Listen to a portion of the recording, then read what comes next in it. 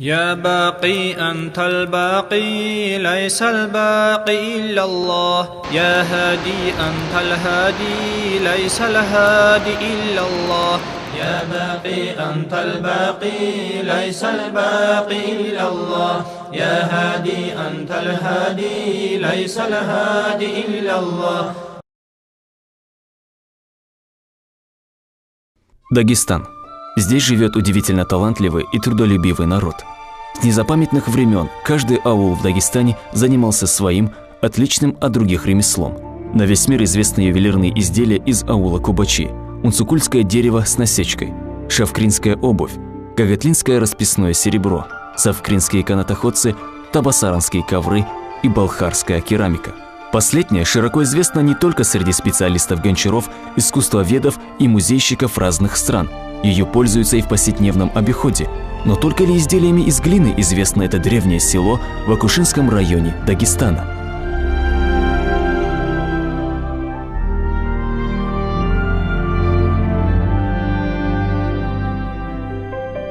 Ну, по крайней мере, мы так думаем, что где-то 13-14 века, по крайней мере, вот в Балхаре уже была распространена мусульманская религия. Я хотел бы также сказать, что в Балхаре были мечети. При Джума мечети была медресе, была школа, там были муталимы. Об этом пишут и в 19 веке, скажем так, очевидцы. И там были очень известные, скажем так, кадии. Раньше в старину было, до революции, 4 мечети было больших. Алимов, которые до нас дошли, именно Яман Али, один из сильнейших человек, дипломированный грамматика, который знал в то время. Он работал в даргинских селениях имамом. Потом Амар, халифа Амар, называют его еще. Потом Малай Мухаммад. Потом был Мирза Кади, шариатский хукм, который делал сильнейший алим по шариату, решение, которое выносил. Яман Али, то есть Али Йеменский, получил это прозвище, поскольку распространял знания, полученные им от переселенцев из Йемена, которые в 15-16 веке преподавали в Казикумухском медресе университетского типа и внесли большой вклад в распространение ислама в Дагестане. Али, закончив учебу, стал одним из лучших знатоков грамматики арабского языка, оставаясь вместе с тем очень скромным и воздержанным от мирских благ человеком. Рассказывают, что, работая в селе Убуки, он отказывался от платы за обучение, довольствуясь самым необходимым для жизни.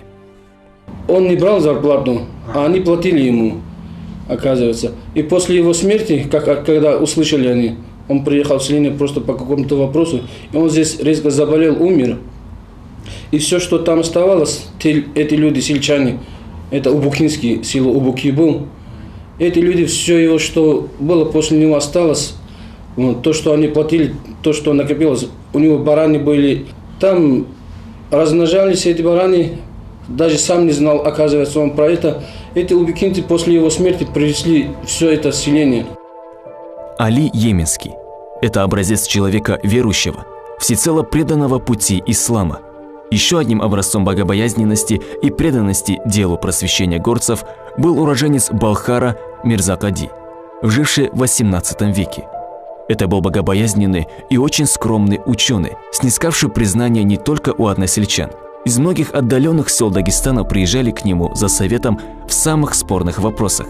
Преподавая в сельском медресе, он воспитал множество детей, которые в последующем стали известными алимами Дагестана. Одним из них был его односельчанин Малай Мухаммад. Это был удивительный человек. Недовольствуясь полученными знаниями, он ходил в поисках учителя по городам и селам, дошел до Ширвана, что в Азербайджане. Был последователем тариката, имел дружеские отношения с Айфулой Кади и другими учеными. Такой был человек. В него любилась эта история, наверное, все знают. И каждый по-своему рассказывает, скорее всего. Одну из версий, он на минарете стоял и азан кричал. И снизу, видимо, проходила эта девочки, куда-то шли, наверное. И из-за красивого голоса она влюбилась в него, чисто из-за голоса. Голос у Малая действительно был очень красивым, и ни один мавлид или маджлис не обходился без его чтения аятов Корана и историй о пророке, алейхиссаляту вассалям. Во многих сборниках лакской поэзии приводятся стихи и рассказы, повествующие о любви к нему молодой девушки по имени Патимат. Но надо отметить, что история эта закончилась, так и не начавшись. Девушка умерла в юном возрасте, а потомки Маллая Мухаммада по сей день с особым трепетом и любовью хранят подарки, которые она дарила ему, и немногочисленные его вещи, дошедшие до них. Это расческа Малая Мухаммада, подаренная ему влюбленной в него девушкой Патимат из Кумуха, ханского сословия. Чехол для нее сделан ее руками. Кисет, тоже сделанный ее руками, через поколение дошел до меня. Это, говорят, волосы Фатимы, радиаллаху анха, дочери пророка, саллаллаху. А деревянные кусочки от дверей Каабы. И всего лишь одна книга, которая дошла до меня. Все это его вещи. Хочется отметить, что вещи Мухаммада хранятся очень бережно. Платки, привезенные им в подарок близким, в таком состоянии, будто только из магазина. Его личные вещи хранятся отдельно. Это ли не пример любви к своим предкам? К сожалению, из многочисленных книг Малая до нас дошли лишь те, что хранились у него в доме.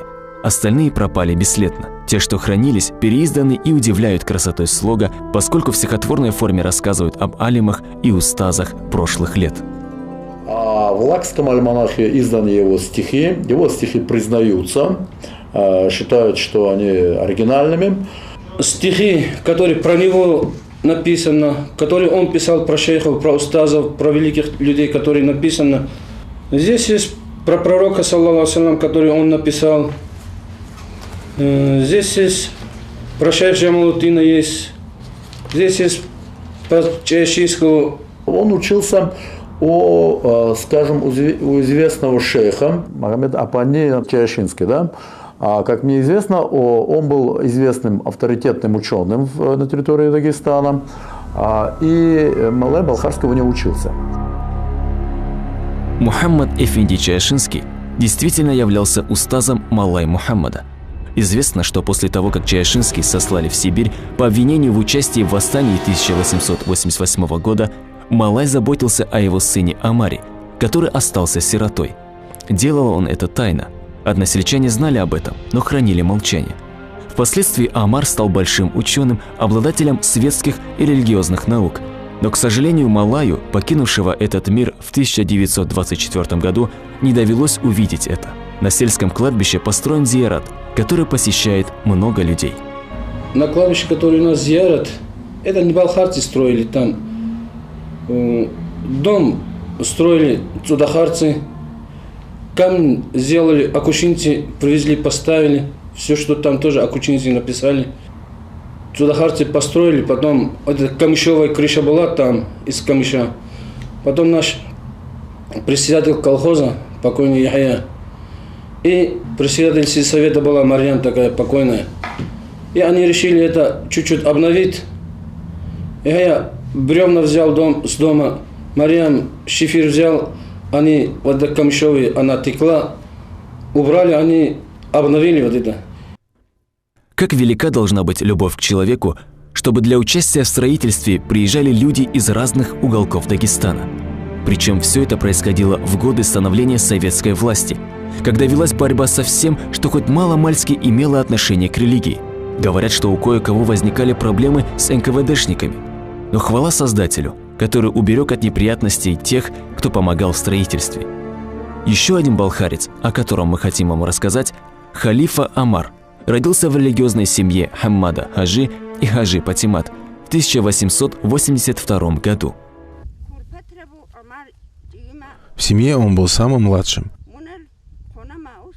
Его старший брат Мухаммад работал кадием в Хаджал-Махах. Средний брат Усман являлся знатоком Корана.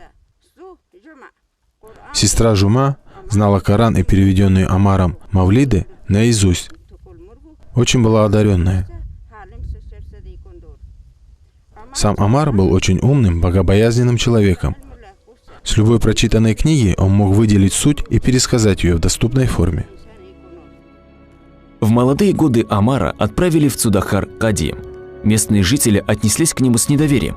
«Как может такой молодой парень быть кадием?» – говорили они. «Если кто-нибудь сомневается в моей учености, можете проверить меня, спрашивайте, я готов», – твердо ответил Амар. Присутствовавшие на сходе аксакалы и авторитетные алимы один за другим стали задавать ему вопросы, на которые он очень спокойно давал исчерпывающие ответы. Когда вопросы к нему закончились и все убедились в глубине его познаний, Амар, в свою очередь, задал вопрос собравшимся, но не нашлось ни одного знатока, который смог бы ему ответить. Амар переводил арабские книги и излагал их так, что их можно было понять даже малообразованному человеку. Он, выделив основу с нескольких книг, составил одну, написал ее в доступной и понятной форме. Назвал он ее «Мустанул Хакак». Потом Амар, халифа Амар его прозвали. Эту книгу, которую написал, это оригинал, его книга «Иман, Ислам». Все здесь указано, основное, все, что для мусульманина нужно, в основном исламе, для религии, чтобы полноценно совершать религию, ислам, вот здесь все указано. Чтобы не искать большие книги, чтобы не искать. На титульном листе рукою Амара сделана запись, что книга написана на аджаме, для того, чтобы ее смог прочитать большой круг читателей, поскольку не все знают арабский язык. Она представляет в своей основе сливки лучших сочинений и написана в доступной форме. Еще одна книга, которая заслуживает особенного внимания, это книга мавлидов на лакском языке. Сегодня это практически единственный сборник на лакском языке в стихотворной форме, восхваляющий пророка Мухаммада, саллаллаху алейхи вассалям, и рассказывающий о его жизни и деятельности. Сегодня он переиздан и продается в исламских магазинах. 3-4 вида есть. Один из них на этом же, на конце этого, Амар Долу называют по-нашему, коротко ее. Здесь в конце есть мавлид тоже на лакском, который он перевел. А он сам, Амар, это был сильнейший алим. Если он умер, в возрасте 28 лет он умер, рано умер.